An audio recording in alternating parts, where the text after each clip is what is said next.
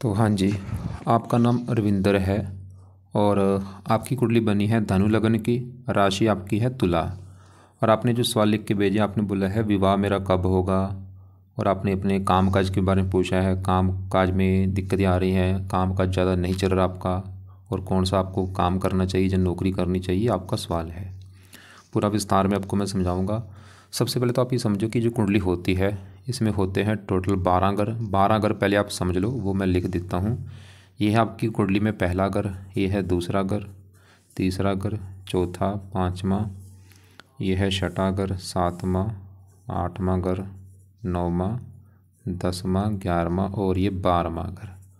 अब ये जो 12 घर हैं, इन घरों से आपके जीवन के बारे में कुछ ना कुछ पता किया जाएगा। जैसे कि इस पहले घर से हम पता करेंगे आपका जो शरीर है वो कैसा होगा, हेल्थ कैसी होगी, स्वभाव, रंग रूप, पर्सनैलिटी, सर, मस्तक, ये पहले घर को देख के डिसाइड होगा।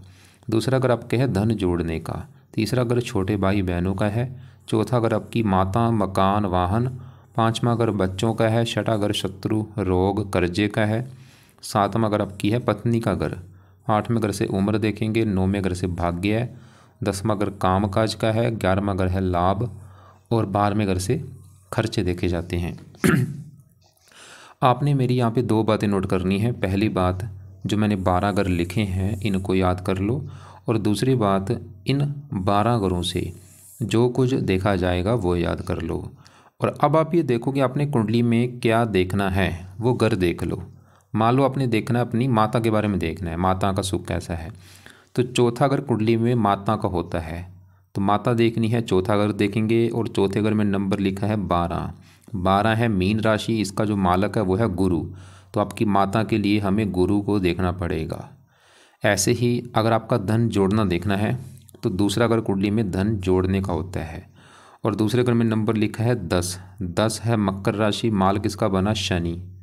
तो आपके धन जोड़ने के लिए शनि को देखना पड़ेगा। तो आपको मेरा कहने का मतलब समझ आ चुका है कि जो कुछ देखना है हमें वो घर देखना है और घर का मालिक देखना है। और अब देखो जी, आपकी जो कुंडली है इसमें ग्रह काफ़ी अच्छे भी हैं, एक दो ग्रह आपका मुझे ख़राब भी लगा है। अब ये जो 9 ग्रह होते हैं इनका जो असर है वो हमारे जीवन के ऊपर हमेशा रहता है, लेकिन इनका असर कई गुना बढ़ जाता है जब इनकी दशा चलती है। और दशा होती है दो प्रकार की, एक होती है महादशा, एक अंतर्दशा। जो महादशा होती है ये काफ़ी बड़ी होती है और ये आपके ऊपर चली हुई है शनि ग्रह की। कब से चली है, ये 2009 में चली थी आपके ऊपर, ख़त्म होगी आपकी 28 में जाके, अभी भी 4 साल की पड़ी है, तो 28 में ख़त्म होगी। तो इसका मतलब ये है कि इन 9 ग्रहों में से आपके ऊपर सबसे बड़ा असर है इस शनि ग्रह का, क्योंकि शनि की चल रही है बड़ी महादशा।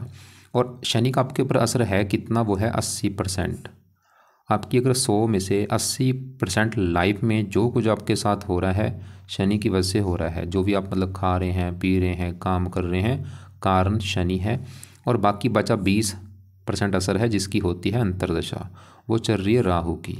ये जनवरी 23 में चली है, पिछले 2 साल हो चुके हैं और अभी भी 11वां महीना 25 में ख़त्म होगी, 1 साल की अभी भी पड़ी है। तो हमने क्या देखा कि आपके ऊपर बड़ा असर शनि का है और दूसरा असर है इस राहु का। राहु की भी 2 साल से आपकी दशा चल रही है। अब ये जो दोनों ग्रह हैं, मतलब आपके जीवन में जो कुछ हो रहा है ये दोनों ग्रहों की वजह से हो रहा है। असर मैं फिर बोलूँगा, असर देखो जी दूसरे ग्रहों का भी है, लेकिन ज़्यादा असर इन 2 ग्रहों का है, खासकर शनि का। तो अब शनि राहु को हम अभी आपको देखेंगे कि ये कुंडली में अच्छे हैं या बुरे हैं। अगर तो आपके ये ग्रह अच्छे निकले फिर तो भाई आपके जीवन में करेंगे अच्छा ही अच्छा, अगर बुरे निकले तो बुरा ही बुरा करेंगे। तो पहले अगर मैं शनि की बात करूं, उसकी मैं भी बात मत करता हूं। वैसे शनि आपका तकरीबन भाई अच्छा है, थोड़े बहुत ही बुरे फल देगा लेकिन ज़्यादा शनि आपको अच्छे फल देगा।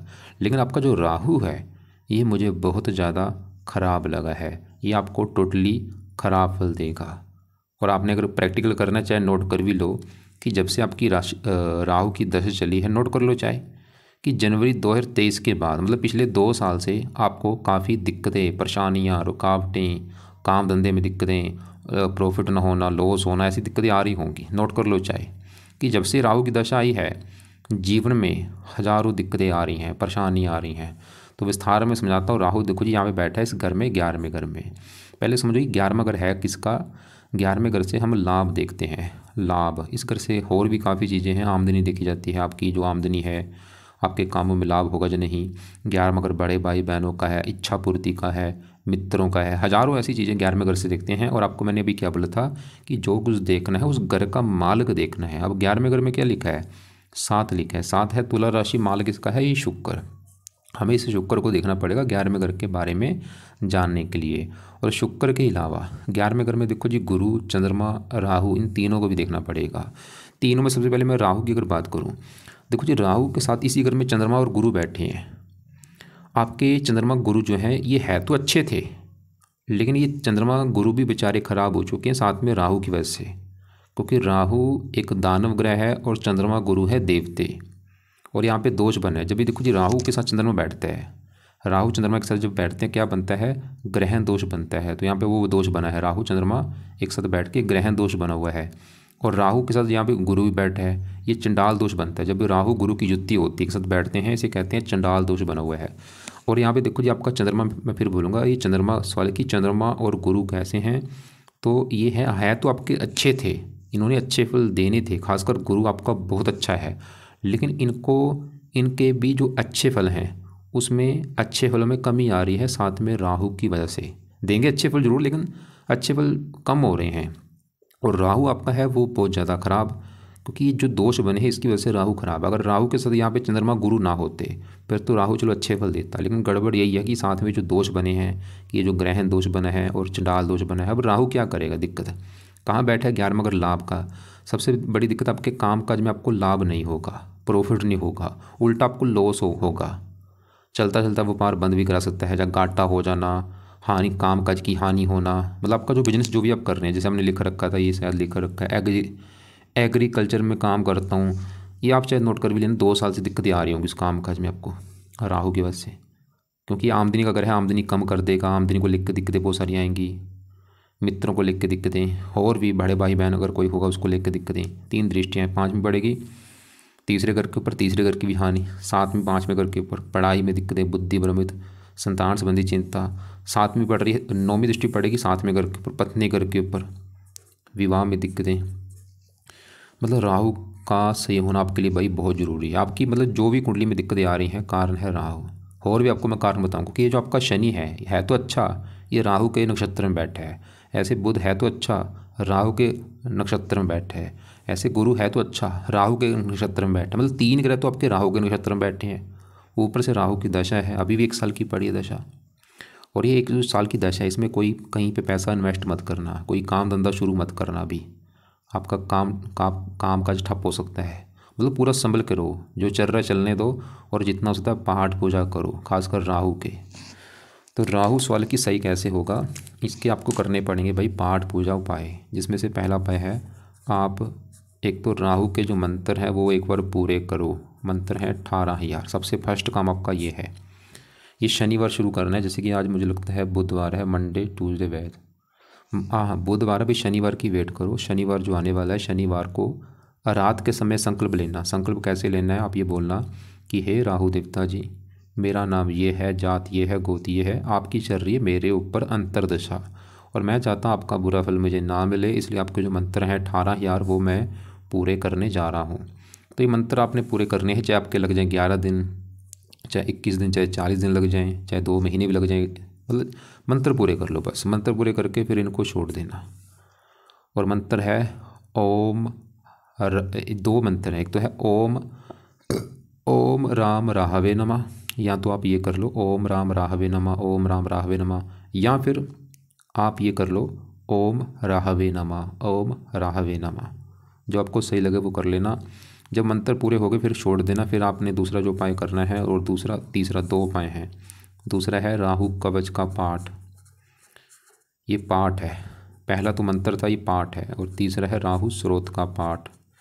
तो ये जो 2 पाठ है भाई बहुत बेस्ट उपाय हैं।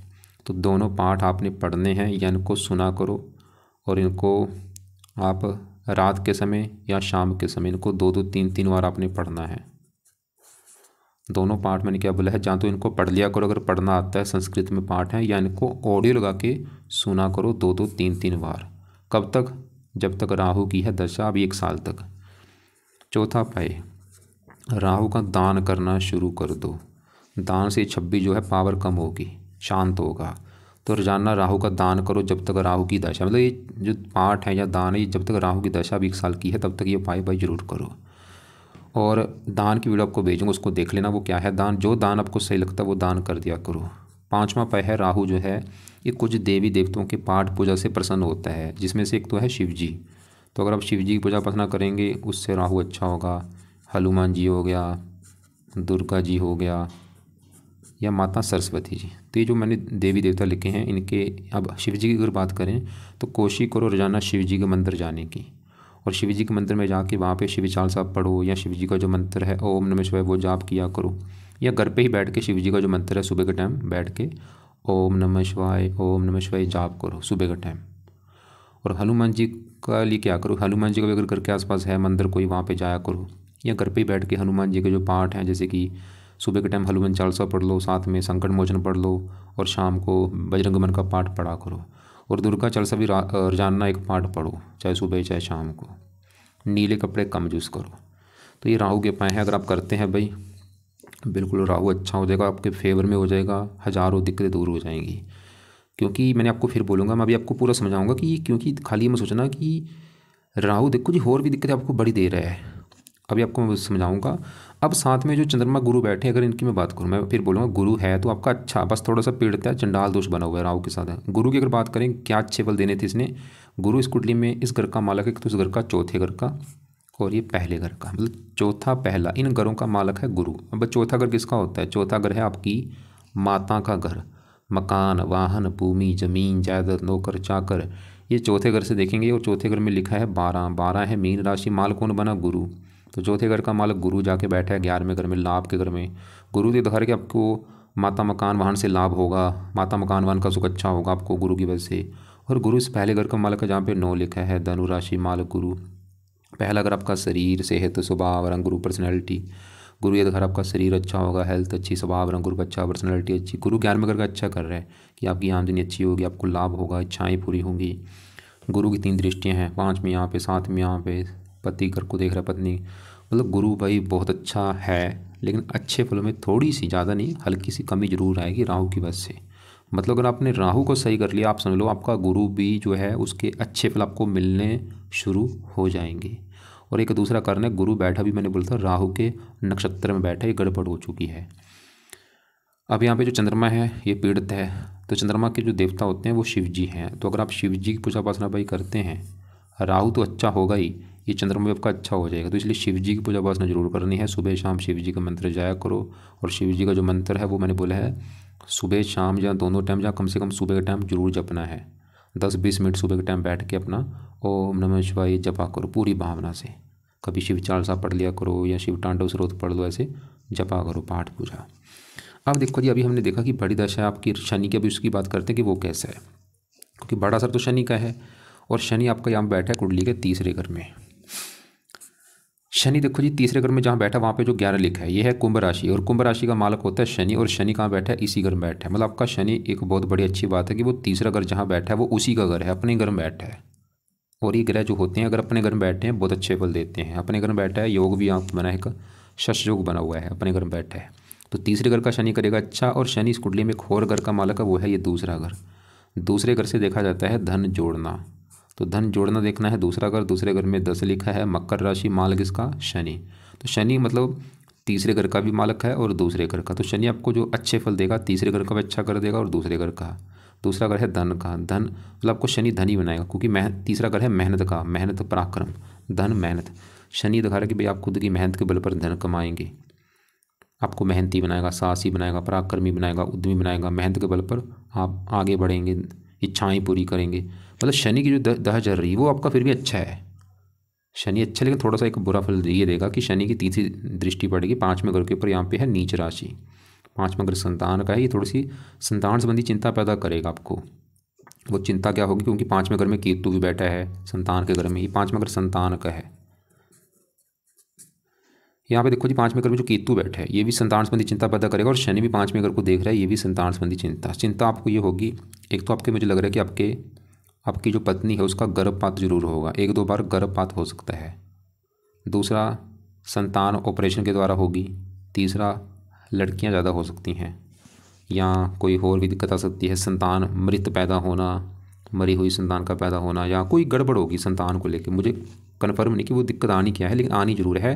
तो और संतान संबंधी दिक्कतें आने का कारण मैंने अभी आपको बोला है, तो संतान के घर में केतु बैठा है वो दिक्कत देगा, और संतान के घर के ऊपर है शनि की दृष्टि, क्योंकि अभी तो आपका विवाह हुआ नहीं है। आपने जैसे लिखा रखा है कि मैरिज कब होगा, तो जब भाई आपका विवाह होगा, विवाह के बाद केतु की पाठ पूजा करने हैं, अभी नहीं। मतलब केतु के उपाय कब करना, जब आपका विवाह हो जाएगा, जब आप बच्चा पैदा करेंगे, उस समय केतु के लिए केतु कवच का पाठ, केतु स्रोत का पाठ पढ़ना है, ताकि ऐसी दिक्कत आपको ना आए।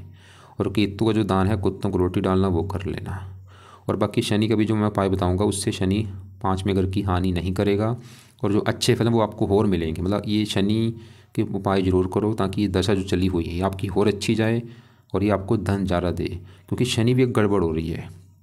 अभी आपको मैंने क्या बोला था, शनि है तो अच्छा, लेकिन ये भी बैठा है राहु के नक्षत्र में बैठा है भाई, ये गड़बड़ हो रही है।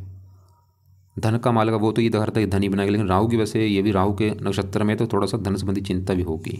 मतलब शनि का भी उपाय जरूर करो। अब शनि के क्या उपाय हैं?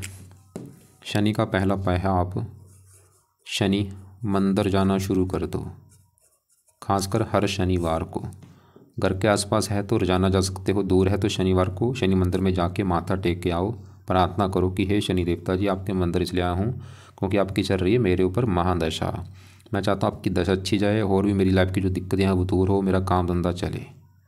दूसरा उपाय, रात को बैठ के शनि चालीसा का पाठ पढ़ा करो। तो 2 आपने उपाय करने हैं रोजाना। मंत्र तो मैंने बोला शनिवार को जाना है, और पाठ रोजाना रात को पढ़ना है, ये इसको सुना करो। और ये 2 उपाय कब तक करने हैं? जब तक शनि की दशा है 28 तक, तब तक ये उपाय कर लो, उसके बाद चाहे छोड़ देना। अब देखो जी, आपका सवाल एक पत्नी को भी लिखे था, पत्नी विवाह कब होगा, उसको मैं कवर करता हूँ। विवाह की रिगार्डिंग कुंडली कैसी है, तो 12 घरों से मैंने बोला था कुछ ना कुछ देखा जाएगा। 7वां घर जो होता है, ये है आपकी पत्नी का घर। पत्नी देखनी है कैसी होगी, 7वां घर देखा जाएगा। और फार्मूला है घर का मालक देखो, तो पत्नी के लिए 7वां घर, और 7वें घर में क्या लिखा है, 3 है मिथुन राशि, और इसका मालक है बुध। तो आपकी पत्नी के लिए हमें बुध को देखना पड़ेगा कि बुध कहाँ बैठा है, वो अच्छा है या बुरा है। और बुध कहाँ बैठा है, इसी घर में बैठा है, और ये एक बहुत बड़ी अच्छी बात है। तो बुध आपका मुझे अच्छा लगा, क्यों? क्योंकि वो 7वें घर में अपने ही घर में बैठा है भाई। जैसे शनि क्यों अच्छा है, क्योंकि तीसरे घर में अपने घर में बैठा है, क्योंकि ये भाई जो ग्रह हैं अपने घर में बैठे हैं, अपने घर का अच्छा करते हैं। एग्जाम्पल से समझाता हूँ, जैसे कि मेरा घर है, अगर मैं अपने घर में हूँ तो सीधी सी बात है, मैं अपने घर का अच्छा करूँगा, मैं अपने घर का, अपने घर की सफाई करूँगा, रक्षा करूँगा, देखभाल करूँगा, क्योंकि वो मेरा घर है। ऐसे बुध 7वें घर में जहाँ बैठा है वो उसी का घर है।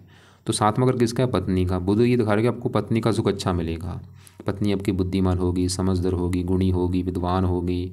और बुध इस कुंडली में एक और घर का मालक है, इस घर का 10वें घर का। 10वें घर में 6 लिखा है, कन्या राशि, इसका भी मालक बुध है। 10वां घर कामकाज पत्नी। हो सकता है आपकी पत्नी जो है वो कामकाज करने वाली हो, या पत्नी के आने के बाद आपका कामकाज चलना शुरू हो जाएगा।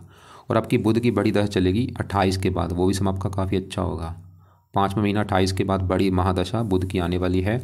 तो देखो जी, बुध अभी हमने देखा कि आपकी वो पत्नी के लिए अच्छा है, आपके कामकाज के लिए अच्छा है, और बल्कि ये दिखा रहा है कि कामकाज चलना शुरू हो जाएगा पत्नी के आने के बाद, या पत्नी कामकाज करने वाली होगी। बल्कि बुध की वजह से पत्नी बुद्धिमान, समझदार, गुणी होगी, और बुध और भी आपको हज़ारों अच्छे फल देगा।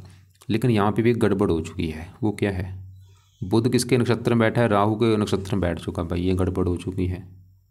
मतलब आपको मैंने पहले बोला आपकी पूरी ये राहु ने, ये जो राहु है इसने पूरी कुंडली का भाई सत्यानाश कर रखा है। बस सीधी सी बात ये है, मैं आपको पहले बता चुका था, राहु सही कर लिया ना, पूरी लाइफ में चेंज आ जाएगा।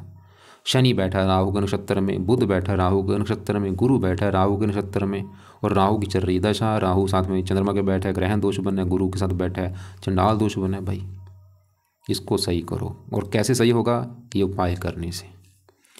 अब बुध, फिर भी बुध को बुरा मत समझना, मतलब देगा अच्छे फल, बस थोड़ा सा हल्की सी पत्नी से मनमुटाव होना, विवाह में थोड़ी सी देरी होना। लेकिन बुध के लिए आपको मैं एक उपाय बोलूँगा, अगर आपका इच्छा है कि भाई नहीं मेरा विवाह जल्दी हो जाए, मैं ऐसा क्या काम करूँ।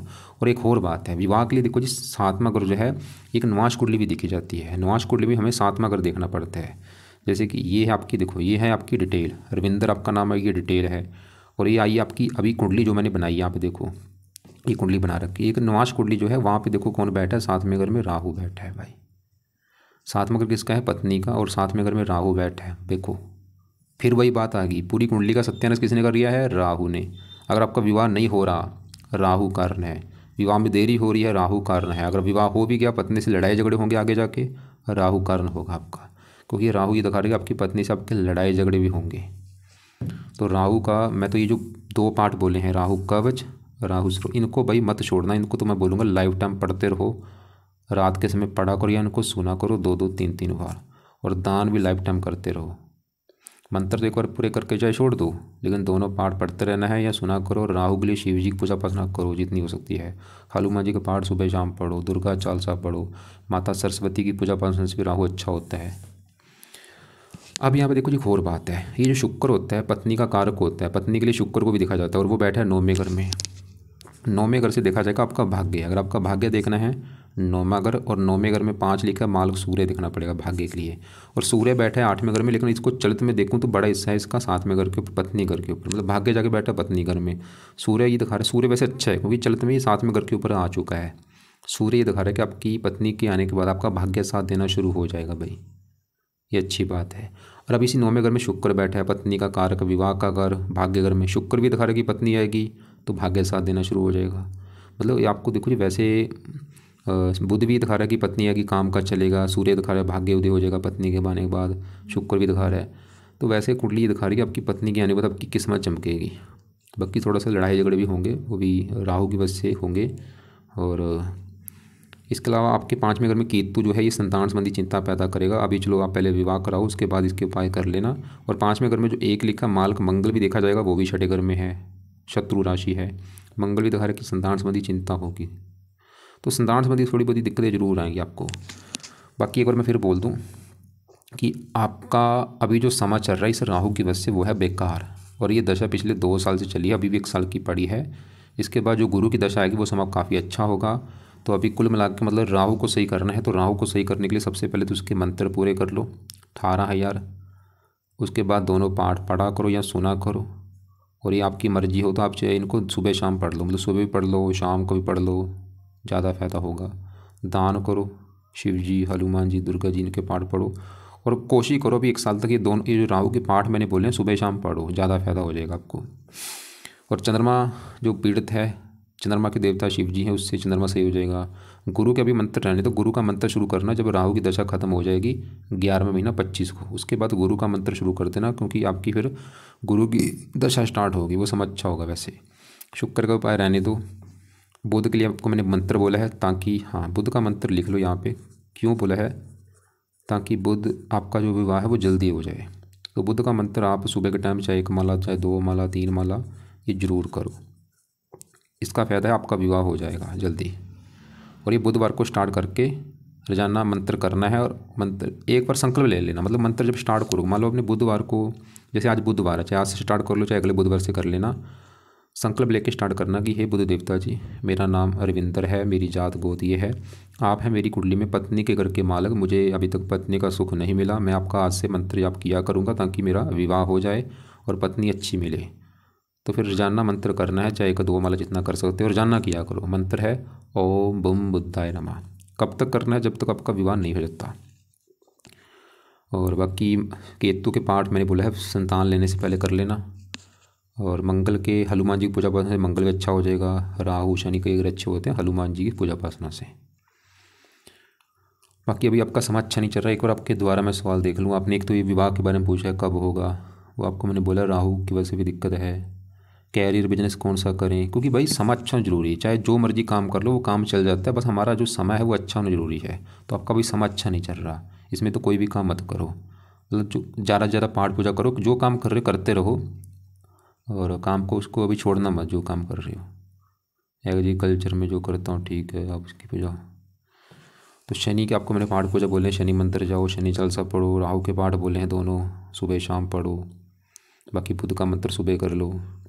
इसके अलावा जिसकी भी आपको पूजा उपासना करते हो, आपकी होगी किसी पूजा उपासना में करने में आपकी इच्छा होगी, जैसे हमने लिखा रखा है नियर शिरडी का साईं बाबा है, वहाँ पर मंत्र जाया करो माथा टेकने भाई, कोशिश करो और जानना जाने की। बाकी फिर भी आपको लग रहा है कि कोई बात अभी भी पूछनी है, कोई बात समझ नहीं लगी, तो अपना सवाल जो है व्हाट्सएप पे लिख के भेज देना मुझे। और दान आपको मैंने राहु का बोला, दान की वीडियो भेज दूंगा, वो दान देख लेना। और एक आपको वीडियो भेजूंगा कि राहु की दशा आने पर क्या उपाय किए जाते हैं, उस वीडियो को भी आप एक बार देख लेना। और केतु का दान है, कुत्तों को रोटी डाला करो।